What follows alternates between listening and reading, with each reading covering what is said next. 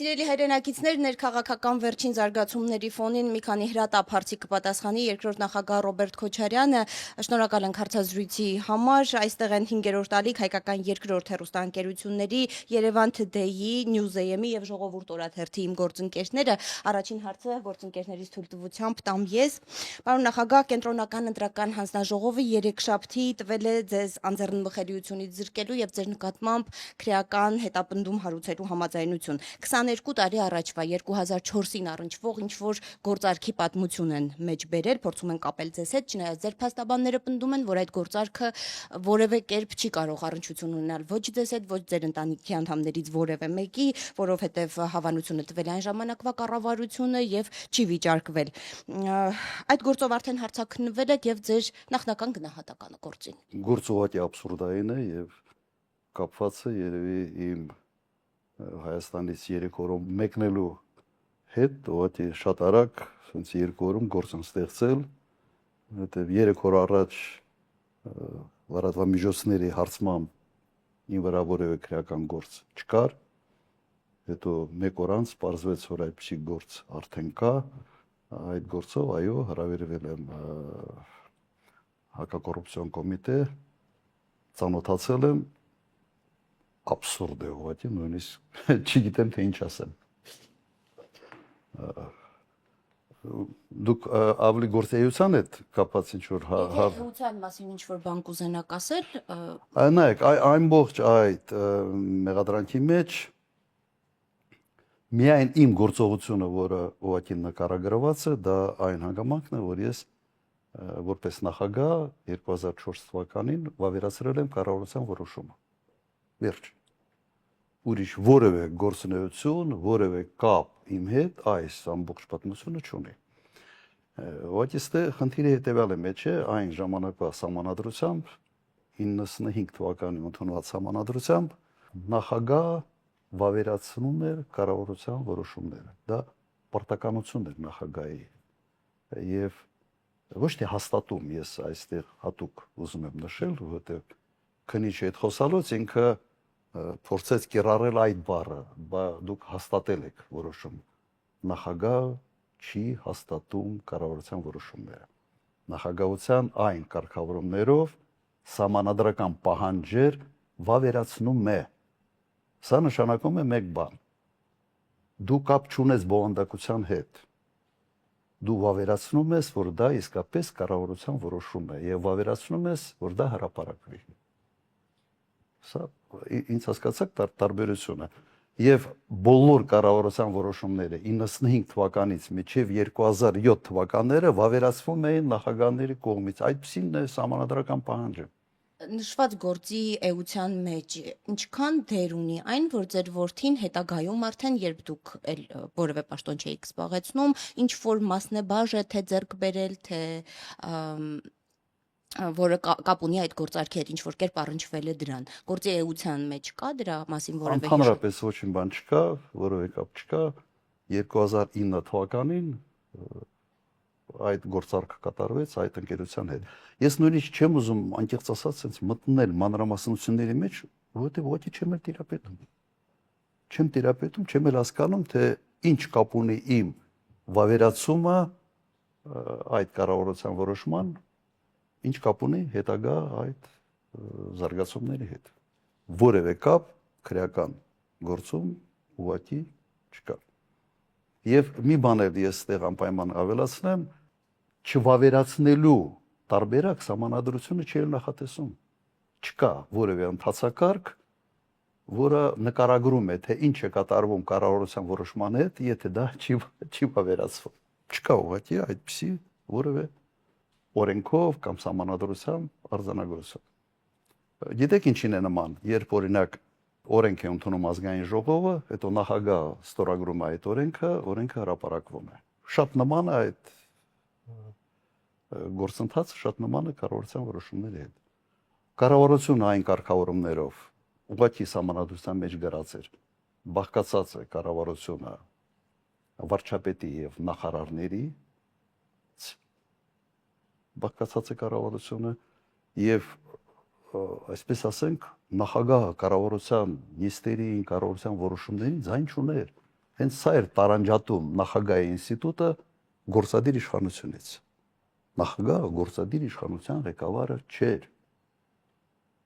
Եվ այդ որոշումները պատրաստվում էր կառավարության շրջանակներում, ընդունում էր կառավարության կողմից եւ կրկնեմ,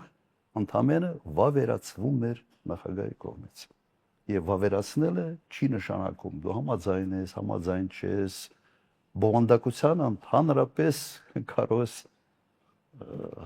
ուղղակի դա կա կապ չունի, դու չես էլ մտնում այդ բովանդակության մեջ։ Եվ ավելին ասեմ, շատ հստակ գրած էր, որ պետական գույքի կառավարումը դա կառավարության պարտականությունն էր, ոչ թե նախագահի։ Եվ սա որպես միայն փաստ հազարավոր որոշումներ ես, ասենց ասեմ, 95 թվականից մինչև 2007 թվականը Լևոն Տեր-Պետրոսյանը եւ ես որպես նախագահ վավերացրել ենք բոլոր կառավարության որոշումները, բոլոր անխտիր։ Չես կարող չվավերացնել, կրկնեմ, որովհետեւ չկա չվավերացման, այսպես ասենք, ինստիտուտ։ Եվ սա բերել կապել այս ամեն ինչի հետ։ Իրականում դա այն ժամանակվա կառավարության եւ ամենստավ որոշումն էր, որովհետեւ այդ որոշման շնորհիվ փրկվեց տենիսի զարգացման հանգամանքը ընդհանրապես։ Հակառակ դեպքում այդ տարածքում երևի մի 4-5-20 հարկանի շենք կկառուցեին մինչև այսօր, հատկապես այս իշխանությունը։ Պարոն նախագահ, դատախազի միջնորդությունը հաջորդեց այն հանգստին, եւ որ արգելվեց ձեր ելքը Հայաստանի Հանրապետությունից, իշխանական լրատվամիջոցները տարածում էին, որ կանխել են Ռոբերտ Քոչարյանի փախուստը Հայաստանի Հանրապետությունից։ Նախ ինչպես եք արձագանքում այս փաստին, եւ երկրորդը ԱԱԾ-ից արտահոսք այդ կադրերի, որ արագ տարածվեց, երեկ էլ Փաշինյանը հայտարարեց, որ ԱԱԾ մարմինները, եթե ունեն իրավասություն այդ նյութերի հետ, կարող են հանգիստ հրապարակել եւ խնդիր չկա։ Արդյոք խնդիր չկա, երբ ԱԱԾ-ն մտնում է անձնական տարածք եւ նաեւ նման տեսանյութեր է հրապարակում։ Ձեր կարծիքով խնդիր կա թե չկա։ Իհարկե կա։ Իհարկե կա։ Ինձ համար ուղղակի մարդ, ով ասում է, որ խնդիր չկա, ԱԱԾ-ի աշխատողինքն է որոշում ինչ արտահոսք տալ, ինչ չտալ, այդ մարդը ամենից շատը պետք է աշխատի կառավարության պահակ, այլ ոչ թե կառավարության ղեկավար։ Որտեւ սա ուղղակի արտարոց դեպք է։ Ինչ վերաբերում է իմ մեկնելուն, ես պետք է թռնեի 14-ին եւ հետ վերադարձս համ 17-ին էր, 3 օր։ Նախորդ հայտարարել ենք իմ թռնելու մասին եւ հատուկ հայտարարել ենք մտածելով, որ երևի այսպեսի մի սադրանք կփորձեն անել։ Հիմա սա է, ամեն մի քաղաքացի պետք է նաեւ մտածի, որ ինչ աստիճանի է իր ազնական կյանքը պաշտպանված Հայաստանի Հանրապետությունում։ Ամեն մի քաղաքացի։ Սա շարունակությունն է երևի այս ընտրական գործընթացի ժամանակ գաղտնալսումների համատարած եւ այդ ամենը երևի մի քիչ ավելի հետ գնալով Հովիկ Աղազարյանի, այսպես ասենք, հերախոսի բովանդակության հրապարակումից։ Սա, եթե sense փորձենք խորանալ նաեւ պատմական դեպքերի մեջ, շատ նման է, մենք այն ճանապարհն ենք բռնել, որը ժամանակին Սադամ Հուսեյն, Բեն Ալի Թունիսում, Սադամ Հուսեյնը Իրաքում, sense նույն ճանապարհը բռնած կառավարությունն է։ Գործելավոճը սա է։ Իսկ հայտարարությունները, որ Ռոբերտ Քոչարյանն ուզում էր փախնել Հայաստանի Հանրապետությունից եւ բռնեցինք, կանխեցինք։ Ես ամեն տարի առնվազն մի 7-8 անգամ բացակայել եմ Հայաստանի Հանրապետությունից եւ ոնց որ տեսնում ենք դեռ այստեղ եմ։ Բացի դրան հետաքրքիր է, որ 18 թվականից բազմաթիվ դատարանների որոշումներ կան կապված իմ sense խափանման միջոցների հետ եւ չկա մեկ որոշում, որը կընդհանրեր, որ կա ռիսկ արդարադատությունից խուսափելու։ Ուրեմն երկիրը լքելու ռիսկ ոչ մի դատականացիան, նույնիսկ այն ժամանակ այդպիսի որոշում չի կայացրել։ Երևի մի 7-8 նման կարգի որոշումներ են եղել։ Հիմա սա իհարկե մարդիկ իրենց այսպես հոգեվարքը փորձում են պրոյեկտել այլ մարդկանց վրա։ Իրենք որ թռնող են, փախնող են, թաքնվող են, մտածում են, թե երևի նման վարկագից կարող են դրսևորել նաև ուրիշները։ Իմ մասին չի։ Պարոն նախագահ, ընտրություններին մասնակցեցիք մի գերնպատակ հետապնդելով, որ պետք է իշխանափոխություն լինի։ Սակայն բոլոր հարցումներով Հայաստան դաշինքը խորհրդարան չէր անցնում եւ առաջատար ընդդիմադիր ուժեր կազմում նորաստեղծ ուժեղ Հայաստանը Սամվել Կարապետյանի քաղաքական ուժը։ Ինչու չմիավորվեցիք նրա հետ ուժեղ Հայաստանի շուրջ, միասնական ճակատ չստեղծեցիք եւ այնուհետեւ չմասնակցեցիք միասնական ճակատով չմասնակցեցիք համապետական ընտրություններին, դուք քաղաքական դաշտում ավելի փորձառու եք, ավելի հեռատես եք, որն էր պատճառը, որ Սամվել Կարապետյանի շուրջ միասնական ճակատ չձևավորեցիք եւ նաեւ հետընտրական փուլում Սամվել Կարապետյանը խոսեց այդ բացթողման, ընդդիմության բացթողման մասին։ Նայեք, դուք ասացիք, որ բոլոր հարցումներով մենք շեմը չենք հաղթարում։ Ասենց բոլոր հարցումներով իրական բոլոր իրական հարցումներով մենք շեմը հաղթարում ենք։ Մենք առաջի հարցումը արել ենք փետրվար ամսին, ես հիշեցնեմ նաև իմ մամուլի ասուլիսի ժամանակ, ես հայտարարել եմ, որ մենք մեր մասնակցության ֆորմատը որոշելու ենք սոցիոլոգիայի արդյունքում։ Դրանից հետո մենք արել ենք ամեն ամիս հարցումներ, բոլոր հարցումներով մենք հաղթարում ենք նաև որպես դաշինք այդ 8%-անոց շեմը եւ նաև ընտրությունների արդյունքները ցույց տվեցին, որ դա այդպես է։ Եվ այն ժամանակ ճիշտ եք ասում, տարբեր հարցումներ են հրապարակվում, որ շեմը չեն անցնում նույնիսկ 3%, չգիտեմ 4% հայտնի ուժերի կողմից։ Եվ իշխանական, եւ նախկին իշխանական, իշխանամերձ եւ այլն։ Սա առաջինը։ Երկրորդը, եթե մենք հստակ անցնում ենք շեմը, մենք դա հստակ գիտենք, մենք ունենք մեր ընտրազանգվածը, հակառակը այդ ընտրազանգվածի մոբիլիզացիայի տեսանկյունից մեր մասնակցությունը կարևոր էր։ Եթե մենք փոշիացնենք այդ ձայները, դա մեկ ուրիշ հարց է։ Ձեր հարցի պատասխանը ուղղակի սա է։ Պարոն նախագահ, մենք ականատես եղանք ընտրախախտումների մեծ պաշարի այս ընտրություններում, թե նախորդիվ ընտրություններից առաջ եւ թե ընտրություններից հետո մասնարարպես ԿՀ-ի գործողությունները, որոնք թե ժողովուրդը, թե ընդդիմադիր դաշտը բոլորը որակում են որպես Նիկոլ Փաշինյանի կամքի կատարում, այսպես ասած, եթե ձեր նախագահության օրոք լինեին նման ընտրություններ, ինչպես կարձագանքեր Եմեն, կամ եթե Եվրամիության որևէ անդամ երկրում այսպիսի ընտրություններ լինեին, այսպիսի խախտումներ լինեին, ընդդիմադիր ուժի ձայները, տեղամասերը անբավեր ճանաչեին, վերաքվեարկություն չդնեին պարզապես մեկ ընդդիմադիր ուժի դուրս թողնելու համար։ Ինչպես կարձագանքեր Եմենը ձեզ։ Ես չեմ կասկածում, թե ուղղակի այնպեսի մի աղմուկ կբարձրացնեին որակումների առումով, որակումների տեսանկյունից ուղղակի ասենց անսահման բան կներ։ Պրոբլեմային կորակային ընտրությունների արդյունքները։ Բայց մի հատ հասկանանք իսկապես ինչ է կատարվել։ Ամենից արտառոցը կենտրոնական ընտրական հանձնարարողի որոշումներ, որով ԲՀԿ-ն ուղղակի դուրս մնաց։ Եվ քիչ էր այդ հանգամանքը, հաջորդ օրը հանձնաժողովի նախագահ հարցազրույց է տալիս եւ փորձում է հիմնավորել, թե ինչու է ինքը դա արել։ Եվ իր հիմնավորմամբ պատճառը հետեւյալն է. վերաքվեարկությունը սա լավ բան չի։ То есть օրենքը ենթադրում է վերաքվեարկություն, հանձնաժողովի նախագահը, որը պետք է օրենքի կատարողը լիներ, ինքը բացատրում է, թե ինչի համար ինքը չի կատարել այդ օրենքը։ Որովհետեւ ինքը համարում է, որ վերաքվեարկությունը հենց կոպիտ ասած լավ բան չի։ Սենց տակտիկական բան, ինչ որ տակտիկական վերաքվեարկություն եւ փորձում է հիմնավորել։ Քո գործը օրենքի կատարելն է, այլ ոչ թե օրենքի մեկնաբանությունը եւ սենց յուրահատուկ մեկնաբանությամբ օրենքի խախտումը։ Ինքը ուղղակի կատարել է հանցանք, բոլոր հանձնաժողովի անդամները այդ հանցանքը կատարել են, բայց ժամանակը որ գա իրենք ցույցում են հենտալու այդ իր վրա, իր ճնշումների վրա։ Դա խոստովանություն է հանցագործության մասին։ Եվ դատախազությունը դրանով պետք է զբաղվի, եթե դա լիներ իսկապես դատախազություն։ Հիմա ըստ էության սա է, բայց մի քիչ ավելի խորանանք եւ փորձենք մեկ հարցի պատասխանել։ Կա որևէ լծակ, որը իշխանությունը կարող է օգտագործել ընտրությունների կեղծելու համար, որը չի օգտագործվել։ Չկա որևէ մեկ լծակ, որը գործադիր իշխանությունը կարող է օգտագործել ու չի օգտագործվել։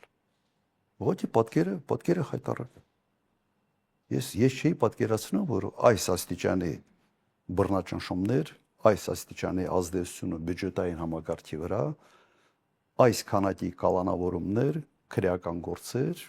ես կրկնեմ միտքը մեկ անգամ ասել եմ, բոլոր ընտրությունների ժամանակ չի եղել նույնիսկ դրա կեսը։ Չի եղել նույնիսկ դրա կեսը։ Իսկ Եվրամիության արձագանքի մասով Նայեք, մենք հիմա ապրում ենք մի աշխարհում, որտեղ կրկնակի ստանդարտները դարալ են նոր։ Մի 15-20 տարի առաջ ասենց մի քիչ վիճակը ուրիշ էր։ Աշխարհակաղակական, այսպես հակասությունները սև ու սպիտակի չէր, ասենց որոշակի երանգներ եւս կային եւ դրա համար ասենց մի քիչ այլ կերպ էին մարդիկ վարվում։ Նաեւ եվրոչինովնիկները, այսպես ասենք, այլ երկրների առաջնորդները։ Հիմա սև ու սպիտակ է վերածվել եւ ավելի շատ դիտվում է հետեւյալ անկյան տակ։ Այս մարդը, կոպիտ ասած, մեր մարդն է, թե մեր մարդը չի, ասենց ժողովրդական լեզվով ասեմ։ Եթե արդեն համարում եք մեր մարդն է, ինչ ասում ենք անում, տերը մենք ենք, ծառան ինքն է, ուրեմն ինչ ուզում ես արա։ Իրական պատկերը այսօր սա է։ Եվ սա մեծ պատասխանատվություն է նաև այդ երկրների համար եւ եվրո բյուրոկրատիայի համար, որտեղ իրենք ուղղակի աճեցնում են հերթական բռնապետ։ Իդեպ որի փորձ ունեն տարբեր այլ երկրներում։ Պարոն Քոչարյան, քանի որ շրջանը ես եմ եզրափակում մի քանի հստակեցում հարցեր։ Նախ քրեական գործի հետ կապված Քարոզարշավի ամբողջ ընթացքում Նիկոլ Փաշինյանը ասում էր, որ Քոչարյանին պետք է նստեցնեմ։ Եվ հիմա ասում է ժողովրդի պահանջ է, որ պետք է նա նստի։ Եթե օրինակ այս քրեական գործն էլ փուշ դուրս եկավ, ամեն դեպքում կգտնեմ մի բան։ Դուք ինչպես եք տրամադրված, որ կարող է ձեզ նորից հետ վերադարձնեն օրինակ բանտ։ Գրքի շարունակությունը կգրեմ։ Ժամանակ չեմ գտնում ուղղակի գրքի երկրորդ հատորը գրել։ Հանգիստ եմ նայում, իդեպ այս քրեական գործը վաղեմությունը շատ վաղուց անցած քրեական գործ է։ Եվ քրեական գործը հարուցվել է մեկ նպատակով սեկտը փակել։ Հենց մի մանր վատություն անել, մենք իհարկե բողոքարկելու ենք, որովհետև այդ քրեական գործում չկա ոչինչ։ Ես հիշեցնեմ, երբ որ սահմանադրական կարգի տապալման գործ էր, ինչ էինք մենք ասում այն ժամանակ։ Ասում էինք, որ դատարկ գործ է, բան չկա։ Փաստաբանները հոգնել են հարցազրույցներ տալով, վերջը հաղթել ենք եւ արդարացվել են այդ մարտի 1-ի սահմանադրական կարգի տապալման գործով։ Այդ համբերությունը ունենք, վճռականությունը ունենք։ Մի հատ տեսնենք։ Վերջով ով է նստելու։ Եվ ընդդիմադիր ուժերի համախմբվածության հետ կապված օրերս Սամվել Կարապետյանը հայտարարեց, որ հետընտրական ընդդիմադիրների միավորման հարթակ է ստեղծելու։ Այս առումով ձեր գնահատականը կարծիքն եմ ուզում լսել եւ արդյոք կան գործընթացներ, դուք ինչպես եք նայում այդ գործընթացի հաջողությանը, ինչպես եք պատկերացնում դրա աշխատանքը, որովհետեւ եթե լայն համախմբում է լինելու, նաեւ պետք է հասկանալ ինչպես է դա առաջ գնալու, ինչ ծրագրեր, սցենարներ կան։ Այս ամենը դուք այսօր տեսնում եք եւ ինչպես եք գնահատում ընդհանրապես դրա հաջողությունը։ Մենք նույնիսկ միջև ընտրական գործընթացը մենք համարում ենք, որ ընդդիմությունը շատ ավելի ակտիվ կարող էր համագործակցել։ Եվ ուղղակի հիշեցնեմ, որ մյուս ուժերն էին փորձում որոշակի sense դիստանցիավորվել մեզանից որոշ չափով։ Sense որոշ չափով հեռավորություն պահել, ինչը ես հասկանում եմ եւ ենթադրում եմ, որ նաեւ ճիշտ էին անում այդ ընթացքում։ Հիմա իհարկե համագործակցությունը համարում եմ, որ պետք է մենք դրա մասին հայտարարություն արել ենք եւ սա մեր ընդհանուր մոտեցման շրջանակներում է գտնվում անկասկած։ Հիմա արդյունավետությունը կախված է մի շարք հանգամանքներից։ Դա հաջողություն կբերի, հաջողությունը ենթադրում է Նիկոլ Փաշինյանի հերացման կբերի այդ ընդդիմադիր միասնական ճակատը։ Եվ որ տարբերակով կվերի։ Նայեք, ես օրինակ բերեմ Հայաստանի Հանրապետության 2017 թվական խորհրդարանական ընտրություններ հանրապետական կուսակցության համոզիչ հաղթանակը։ Հիշում եք, մոտ 9 ամիս անց հեղափոխություն, Թավշյա, թե ոչ Թավշյա, դա ասենց երկրորդ հարցն է, իշխանափոխություն։ Հնարավոր է դա։ Ասենց տեսական բաներ չեմ ասում։ Պատմական օրինակներ բերեմ։ Օրինակ Թունիս 2000, եթե չեմ սխալվում, 10 թվական Բեն Ալին 90% ձայներով ընտրվում է Թունիսի նախագահ։ Ուղիղ 12 ամիս հետո հեղափոխություն եւ Բեն Ալին փախնում է Սաուդյան Արաբիա։ Հետո ավելի ուշ տարիներ հետո մահանում է Սաուդյան Արաբիա։ Հնարավոր է։ Հնարավոր է։ Ուղղակի այդ վիճակը պետք է զարգացնել, որոշ հանգամանքներ պետք է իրար հանդիպեն, ասենց կոպիտ ասած, օրինակ Թունիսում դա եղավ, եթե չեմ սխալվում, հացի թանկացում եւ այլ, բավական այլ process-ներ կար, բայց հասունացած մի բան կար, որը պայթեց։ Եվ երբ ռեժիմը ունի բռնապետական sense հակումներ, դժվար է գնահատել իրական տրամադրությունը մարդկանց։ Քանի որ շատ են նաև իշխանական տեսակետներ կա, որ մեզ մեղադրում են, որ մենք 50+1 չենք, բայց ամենաշատ ձայնը մենք ենք հավաքել, մենք կարողանալու ենք հետագան որոշել Հայաստանի բոլոր հարցերի հետ կապված եւ ասում են, եթե կեղծիքներ են եղել, ուր է ընդդիմությունը, օրինակ Փաշինյանն ասում է, ինչու դուրս չի գալիս հեղափոխություն չի անում, եթե կեղծվել են ընտրությունները, եթե գողացվել են ձայները։ Հիմա օրինակ հեղափոխությունին չեք անում, եթե համոզված եք, որ կեղծվել են։ Իմիջիայլոց 17 թվականին Նիկոլ Փաշինյանը չի դիմել Սահմանադրական դատարան, չի բողոքարկել ընտրությունների արդյունքները 2017 թվականին։ Բայց 9 ամիս հետո եղավ հեղափոխություն։ Եղավ, չէ՞։ Հիմա կեղծիքների մասին ամբողջ նախընտրական ժամանակաշրջանը եղել է ոտից գլուխ կեղծիքների շղթան, մեկը մեկին համալրող։ Ոչ մի իշխանություն այսպիսի ծավալով բյուջետային կաշառքներ չէր կիրառում, սա մեկ։ Ոչ մի իշխանություն պատերազմի սպառնալիքով չէր ահաբեկում սեփական ժողովրդին, ոչ մի իշխանություն։ Ես չեմ հիշում որևէ դեպք, երբ պատերազմով ահաբեկելը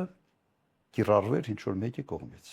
Ոչ մի իշխանություն այս կարգի ճնշումներ նաև բյուջետային համակարգի վրա, կրկնեմ նաև այսքան քրեական գործեր, որոնցով ուղղակի կազմալուծում էին ընդդիմության շտաբները տեղերում։ Ոչ մեկը այսպիսի բաներ չի կիրառել։ Սա ինքը իրենով ամեն մի այդ հարցերի բլոկը պետք է գնահատվի, թե ինչ կարգի ազդեցություն կարող էր ունենալ։ Օրինակ, մի քանի 100,000 թոշակառու ստացել են բյուջետային կաշառք։ Հիմա քանի թոշակառուի վրա է ազդել այդ ընտրակաշառքը իր ընտրությունը կատարելու տեսանկյունից։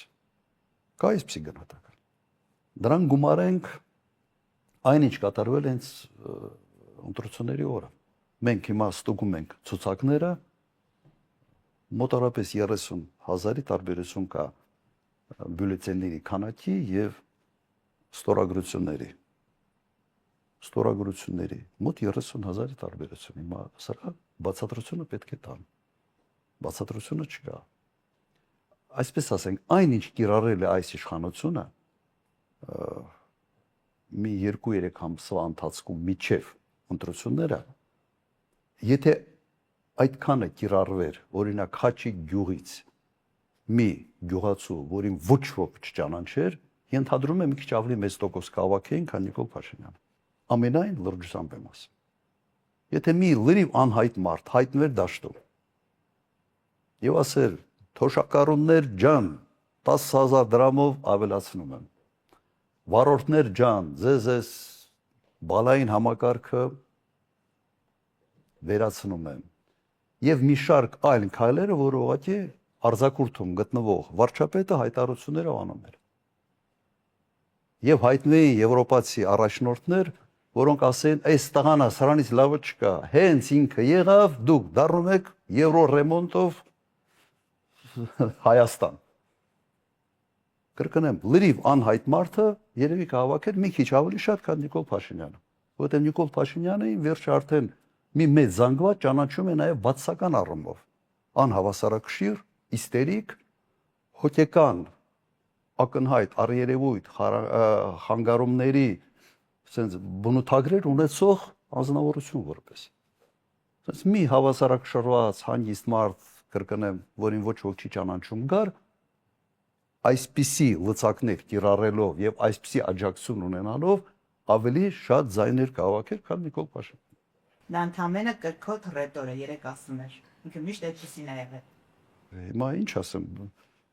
հատուկ բուժ բաներ կա այս հաստատություններ կա որտեղ մեկը Նապոլեոնն է մեկը բանն է այս մեկ ուրիշ հայտնի մարդ է եւ այլ հիմա ինչ ասեմ եթե դա բավարար է sense կամ դա բացատրում է որ կարելի է ընտրությունների ժամանակ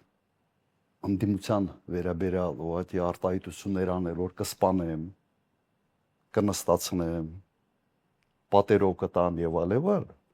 սա խոսում է ոչ միայն դաստիարակության մասին սա խոսում է ուղղակի մարդու հոգեվարքի մասին հոգեկան վիճակի մասին կոնկրետ իմ հասցեից մի քանի անգամ ասել է որ կսպանեմ ասել է չէ բոլորդ վկայակ եղել եւ միգուցե ստե մի բան ավելացնեմ նայեք Քարոզարշավը 90%-ով Նիկոլ Փաշինյանը անց է կացրել ատելության խոսքի ներքո։ Այս քարոզարշավը կրկնեմ, ոչ թե պոզիտիվի վրա է փորձել ինչ-որ բան կառուցել։ Խաղաղության մասին խոսալուց ասում էր, եթե ես չլինեմ կլինի պատերազմ, սարսափելի պատերազմ արդեն սեպտեմբերին, իր բառերն է իմը չի։ Ուրեմն խաղաղությունը ոչ թե որպես խաղաղություն, այլ խաղաղությունը որպես պատերազմի ալտերնատիվ այսպես է ներկայացվել եւ մյուս ամբողջ քարոզարշավը նստացնեմ այդ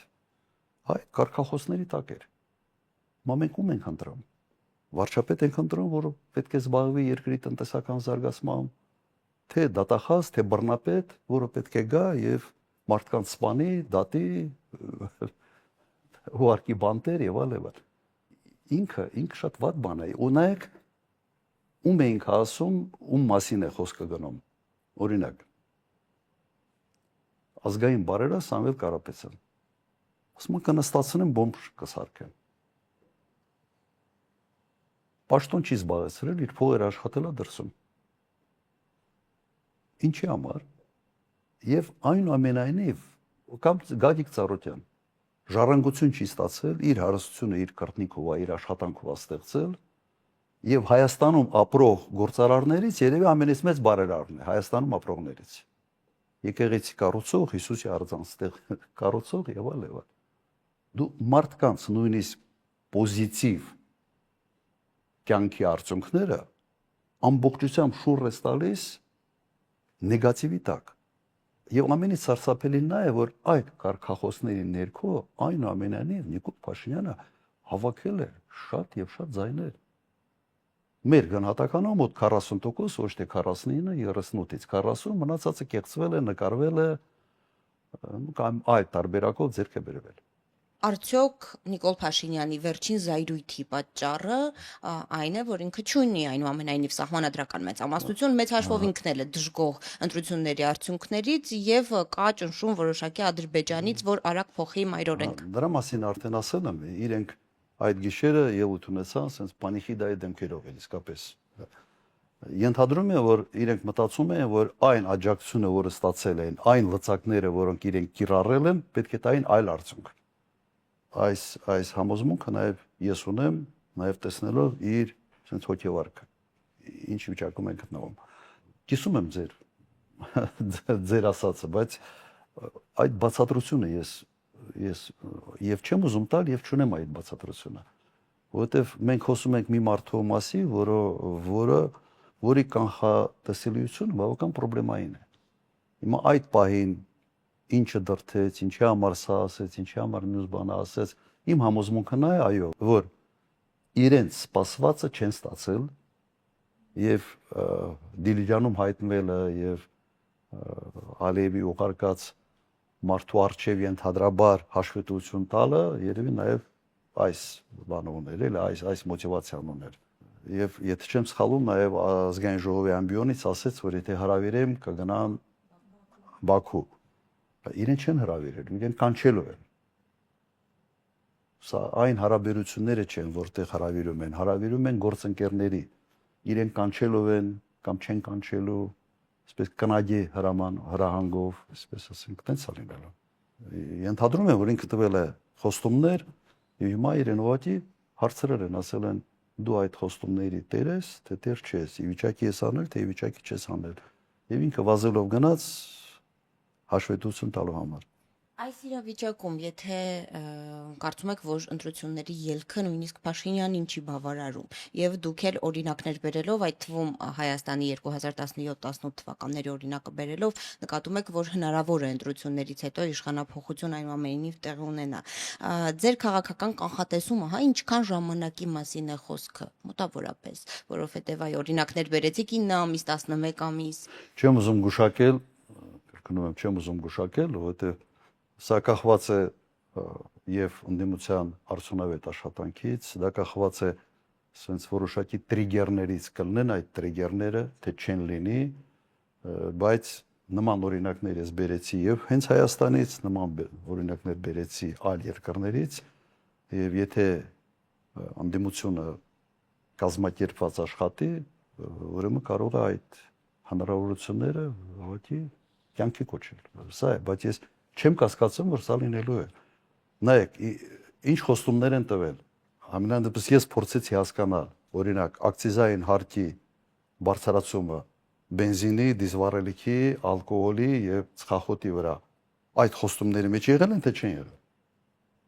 Դուք որևէ բան լսել եք քարոզարշավի ժամանակ, որ անմիջապես ընտրություններից հետո ակցիզային հարկը բարձրացնելու են, ինչը ազդելու է գների վրա։ Լսել եք։ Չէ, որևէ մեկը լսել եք, ես չեմ լսել։ Ես ծրագրում չեմ կարդացել։ Իրենց ծրագրում փորձել եմ նայել, չկա։ Անմիջապես ընտրություններից հետո մի քանի օր անց հայտարարում են, ընդունում են որոշում եւ հիմնավորում են դա ԵԱՏՄ-ի շրջանակներում եւ այլ։ Բայց արձակապես սուտ է։ Եթե կար ԵԱՏՄ-ի շրջանակներում, ուրեմն դու պետք է նախատեսեիր դա քո բյուջեում, ինչ չես արել եւ պետք է ազնիվ լինեիր քաղաքացիների հետ քո կոմունիկացիայի ժամանակ եւ հայտարարել, որ այո, սա անելու ենք, չեն արել։ Ինչի են սա հիմա անում, որովհետեւ տվել են խոստումներ, ասենց բյուջետային կաշառք կոչեցյալ խոստումները տվել են, գումարը հաստատ չի երիքում, հասկանում են, որ աշնանը խնդիրներ են ունենալու խոստումները կատարելու առումով եւ հիմա այդ հարկերը բարձրացնելով փորձում են այդ ճեղքը փակել։ Սա անպատասխանատու կեցվածք է։ Մենք ունենք քանի անգամ ասել եմ, անպատասխանատու իշխանություն եւ պատասխանատու ընդդիմություն։ Միգուցե ընդդիմության խնդրեմը ավելի շատ սա է, որ պատասխանատվություն ենք զգում երկրի համար, պատասխանատվություն ենք զգում մեր խոսքի համար։ Ընտրությունների ոչ նախնական արդյունքների հրապարակումից հետո ոչ էլ վերջնական Ռուսաստանի Դաշնության նախագահը այդպես էլ շնորհավորեց Նիկոլ Փաշինյանին։ Դուք Վլադիմիր Պուտինին ավելի լավ եք ճանաչում։ Այդ լռության գինը, հա, Պուտինի ինչ է արժանանալու հայ ժողովրդի համար, եթե հաշվի առնենք, որ Ռուսաստանը արդեն իսկ հա գյուղմթերքի հետ կապված արտանման հետ կապված սահմանափակումներ կան եւ գյուղացին կանգնած է խնդրի առաջ եւ եթե կանգնած է գյուղացին, խնդրի առաջ կանգնած է նաեւ տնտեսությունը, երկիրը եւ բոլորս։ Նայ, փորձեմ շատ օբյեկտիվ աչքով այս վիճակին նայել։ Հիմա օբյեկտիվ աչքով ավելի ճիշտ միգուցե այլ ձևակերպում տամ, փորձենք Ռուսաստանի աչքով նայել այս իրավիճակին։ Հիմա կան քաղաքական ուժեր, որոնք համարում են, որ Ռուսաստանի հետ պետք է ունենա լավ հարաբերություններ։ Եվ ես չեմ ընդունում բառը ռուսամետ, ոչ ռուսամետ, արևմտամետ։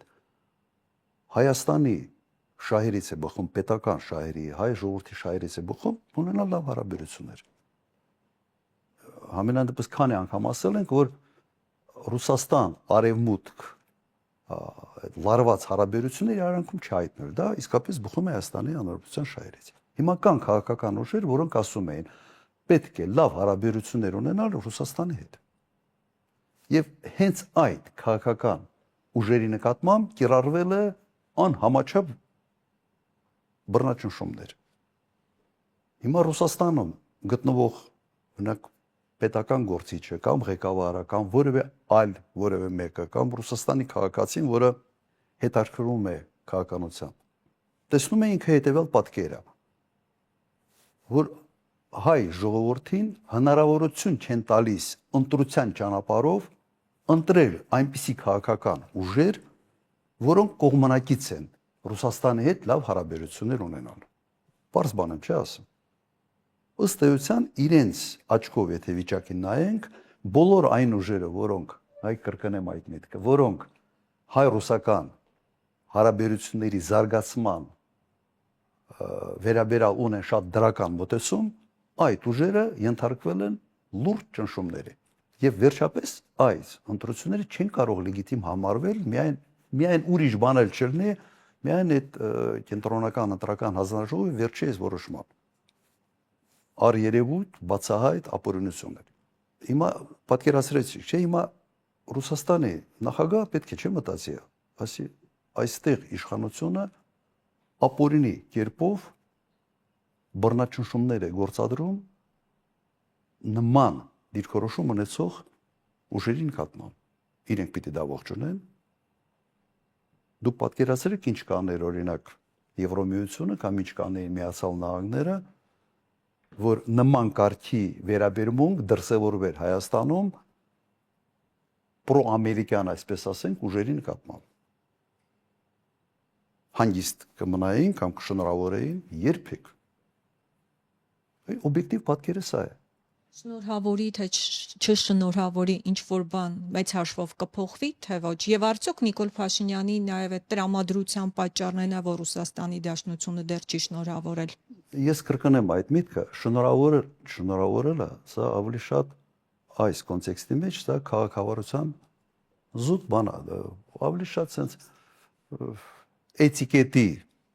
sense միջպետական հարաբերությունների էտիկետի դրսևորում լինելով։ Եթե քո քաղաքականությունը չփոխվի, ուրեմն Ռուսաստանի դիրքորոշումը մնալու է նույնը։ Մի քիչ ավելի խիստ, մի քիչ ավելի մեղ, բայց մնալու է նույնը։ Որովհետև ուղղակի Ռուսաստանի մոտեցումը հետևյալն է։ Հայաստանը գնում է դեպի Ռուսաստանի թշնամիների ճամփարը եւ իրենք պատրաստ չեն ֆինանսավորել այդ ճանապարհը։ Շատ հստակ ձևակերպում է տված։ Այդ ձևակերպումը ես չեմ տվել։ Ռուսաստանի պաշտոնյաներն են տվել։ Եվ սա անհետևանք չի կարող մնալ, պետությունները այլ կերպ չեն աշխատում։ Սա,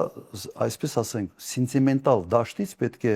մենք տեղափոխվենք շատ ռացիոնալ, պրագմատիկ, միջպետական հարաբերությունների դաշտ։ Ճիշտ այնպես են իրենք վարվելու, ինչպես վարվում են Միացյալ Նահանգները կամ Եվրոմիությունը այն երկրների հետ, որոնք իրենց գնահատականով գնում են sense իրենց թշնամիների ճամփան։ Շատ པարզ է ինձ համար։ Եվ ստե կապ չունի, ես լավ եմ ճանաչում իրենց թե չէ, ես լավ եմ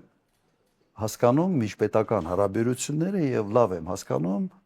Ռուսաստանը որպես երկիր։ Պարոն նախագահ, ակնհայտ է, որ Նիկոլ Փաշինյանը հանգիստ իշխանություն չի տալու որևէ մեկին։ Դուք հաշտ եք այս մտքի հետ եւ արդյոք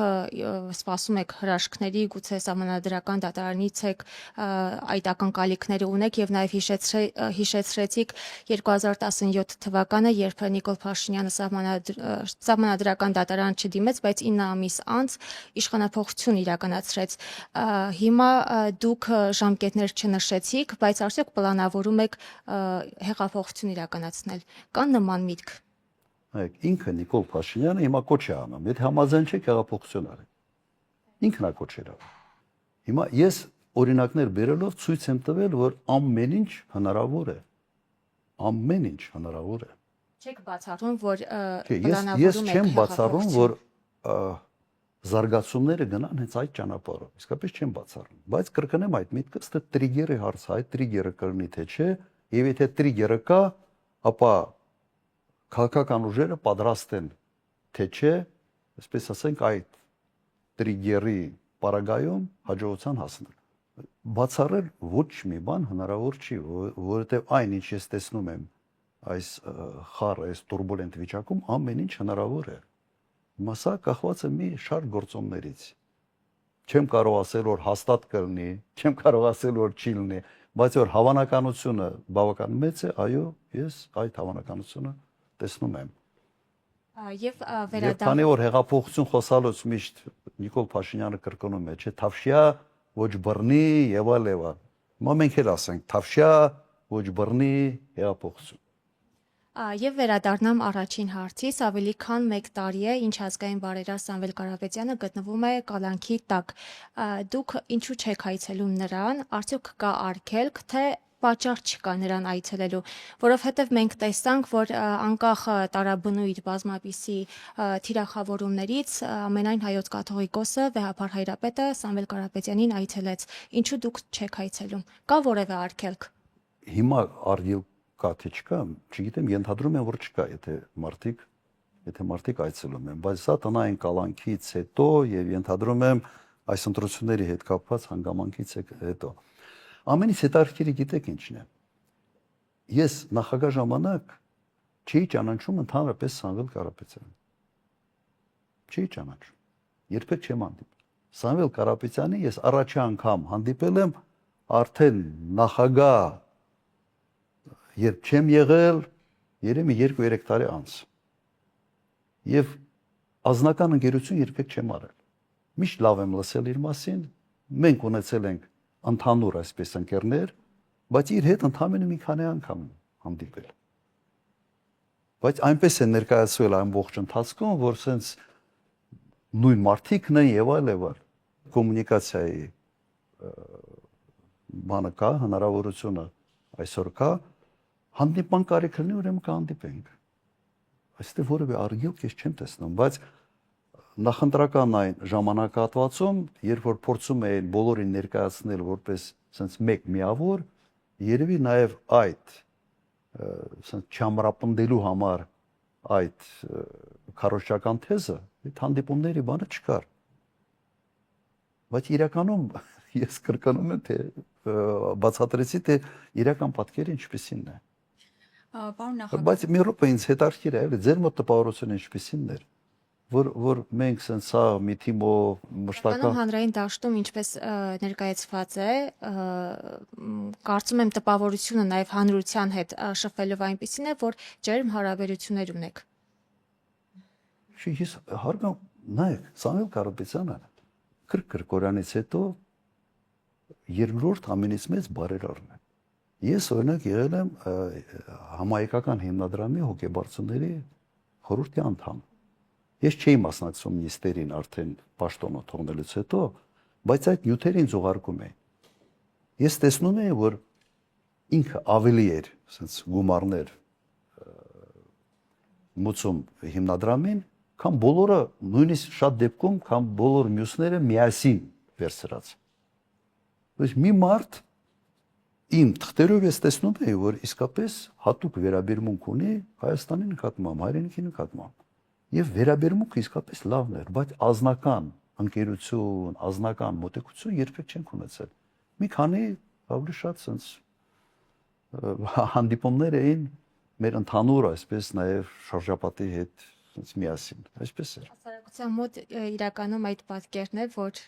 բավականին մոտ եք։ Ոնց որ միշտ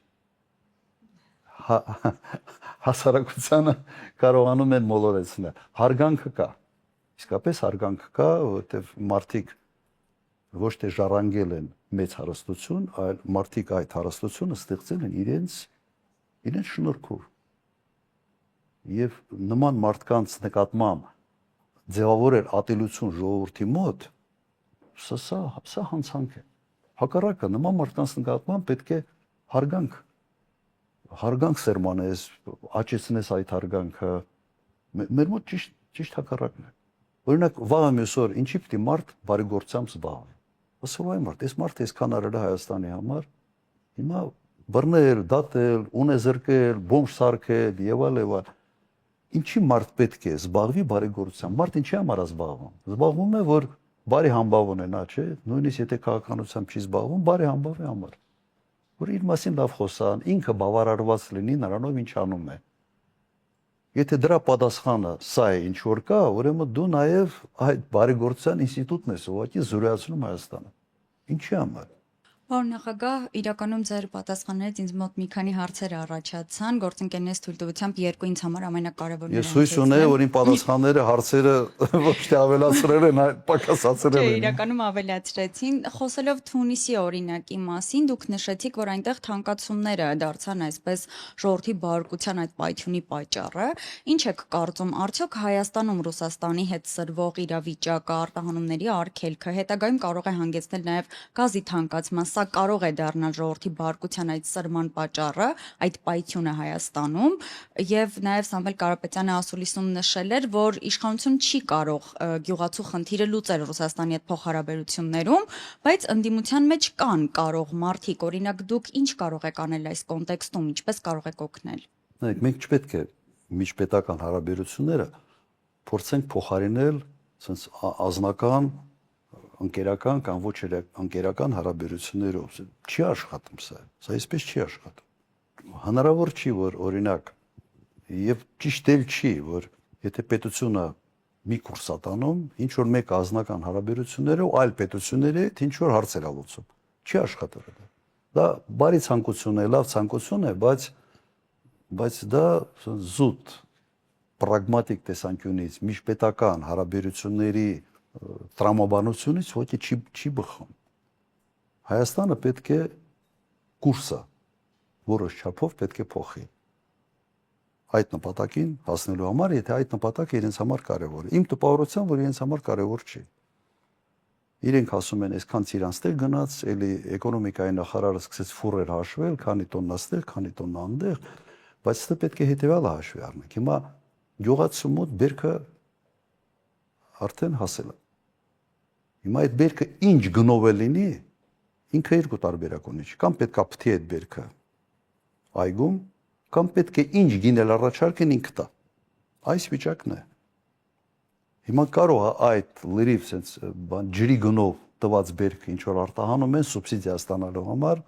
օրինակ այդ 1 կիլոյի սուբսիդիան ստանալու համար Հայաստանի սահմաններից դուրս է գալ սուբսիդիան ստանում է։ Բայց չի նշանակում, որ եթե օրինակ գյուղացին պլանավորել է, որ ինքը պետք է այդ բերքից ստանա 15 միլիոն դրամ,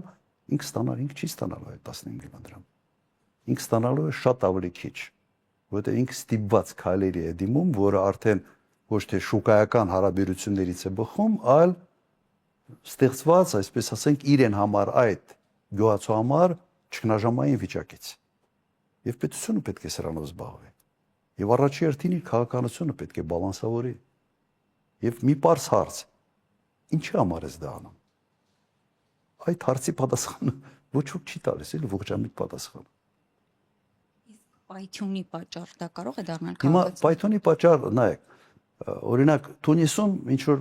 մեկը մի փողոցային առևտրական ինքը իրեն հրկիզեց եւ էմոցիոնալ դա այնպեսի մեծ ազդեցություն ունեցավ, որ հեղափոխություն եղավ եւ միջև վերջը պարզ չէր այդ հեղափոխությունը առաջնորդել չուներ, օրինակ Թունիսի դեպքը։ Առաջնորդել չուներ, անգծված առաջնորդ։ Բայց սա համընկել է նաև այդ գնային որոշակի թանկացումների հետ։ Որն է ինչ կարգի դերակատարություն ունենալ, որ գործոնը։ Ես դժվարանում եմ հիմա գնահատել։ Հիմա խոսքը նրա մասին է, որ կա հասունացած ինչ որ դժգոհություն, կա Հայաստանում ակնհայտ արդեն լեգիտիմության մեծ դեֆիցիտ, առնվազն ընդդիմությանը ձայն տված քաղաքացիները եւ շատ ավելի քան միայն ընդդիմությանը ձայն տված քաղաքացիները տեսնում են այդ լեգիտիմության դեֆիցիտը։ Դրա համար ոչինչ բացառել ուղղակի պետք չի։ Առաջի հերթին պետք է հիմա սահմանական դատարանը գոնե ինչ որ մասով վերականգնի այդ լեգիտիմության բանը, հանգամանք։ Այո, ԲՀԿ-ի մասով ակնհայտ ձայների գողություն է։ Փաշինյանը ինչ է ասել, ասելա ձեռներս կկտրեմ, մի հատ քվե չեն կողանա։ Հիմա 60000 քվե ուղղակի գողացել տարավ։ 60000 քվե։ Սա բան է, սա ոչ միայն ամոթ է, սա հանցանք է։ Եվ ստե ես մի կարծիք ունեմ, կենտրոնական ընտրական հանձնաժողովը չպետք է ձևավորվի այս կերպ։ Առաջ ձևավորում էր ընդդիմադիր ուժերի ներկայացուցիչներով։ Եթե այդպես լիներ, հաստատ այսպիսի խայտարակություն ուղղակի չէր լինի։ Պարոն Քոչարյան, ես ուզում եմ ձեր դիտարկմանը անդրադառնալ, որ ասում եք ձեզ ավելի շատ մտահոգում են, որ հանրությունը այդպիսի պրիմիտիվ թեզերը յուրացնում է եւ հավատում է։ Տեսեք, իշխանությունը երբ որ դուք ասում եք խայտառակ ընտրություններ են, կեղծված ընտրություններ են, նրանք հանում են տեսադարանից ձեր կառավարմաշրջանում եղած տեսանյութերը եւ ասում են, որ այ խայտառակ ընտրություններից եք խոսում, այ տեսեք ձեր տարիներին այսպիսի ընտրություններ են տեղի ունեցել եւ հիմա քաղաքացին հավատա թե չհավատա այդ իշխանության թեզերին, որովհետեւ համեմատության մեջ են դնում եւ այստեղ հասարակությունը պետք է հասկանա ճշմարտության հատիկը որքան է, արդյոք ձեր տարիներին եւս խնդիրներ չեն եղել ընտրական գործընթացի հետ կապված։ Իմ նախագահության տարիներին խորհրդարան անցնում էին առնվազն 5-6 կուսակցություններ կամ դաշինքներ։ Հիմիկվապես երբեք չի եղել։ Թո բերեն ցույց տան, թե ինչ կարգի ընտրական կաշառքներ կամ բյուջետային, այսպես ասենք, ընտրական կաշառքներ արվել են, չին կան։ Եվ այն ժամանակ զսպող հանգամանքը եղել է նաև այս դիտորդական առաքելությունները եւ դրսի արձագանք իսկապես զսպում էր։ Հիմա տեխնոլոգիաները փոխվել են։ Շատ ավելի վատ է այն, ինչ արվում է հիմա, քան եթե ինչ որ մինտեղ լուծումներ եղան, ինչ որ միտեղ։ Որտեղ այդ լուծումները շատ հանգիստ այդտեղ չեղարկվում էր եւ հաշվարկից դուրս էր գալիս։ Եվ դա արվում էր եւ մարդիկ կոնկրետ գնում էին պատասխան էին տալիս։ Այդ խախտումների համար, sense այդ կիսաֆեոդալական, այսպես համակարգը, որը նաեւ Հայաստանի այդ անցումային շրջանի հիվանդություններից մեկն էր։ Այն ժամանակն էր, բայց հիմա փոխվել է։ Հիմա ամեն մի հաջորդ ընտրություն պետք է նախորդ ընտրությունից ավելի լավ լինի։ Հիմա ամեն հաջորդ ընտրությունը ավելի վատն է դառնում, քան նախորդը։ Սա իսկապես մտահոգիչ է։ Եվ մի նկատառման եմ ուզում անդրադառնալ, տեսեք Նիկոլ Փաշինյանը վերջի շրջանում ընտրություններից հետո ամեն օր գրեթե ասում է, որ ընդդիմության ձայները ընտրակաշառքով են ձևավորվել։ Ավելին ասում է 70%-ը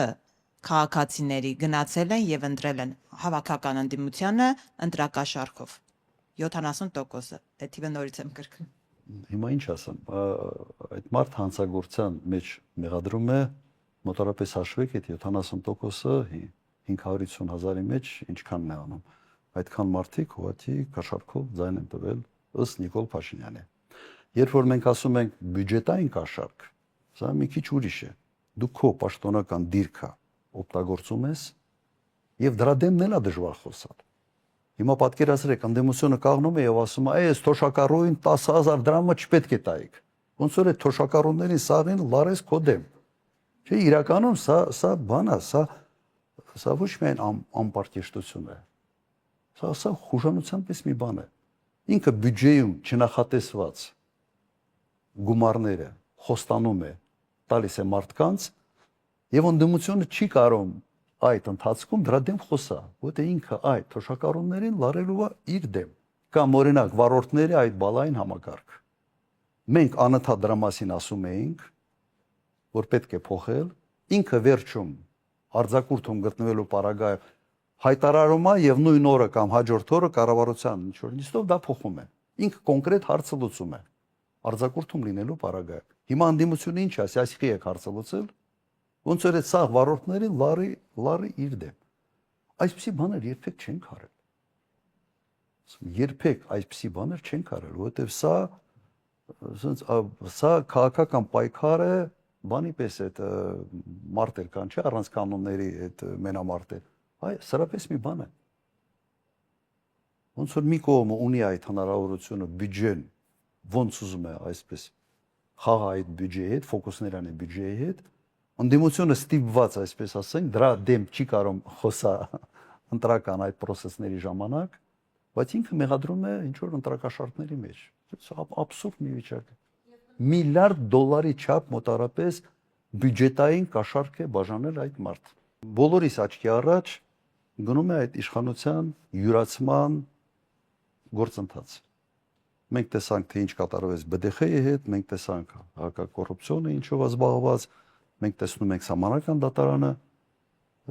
ինչ ճանապարհով զավթեցին։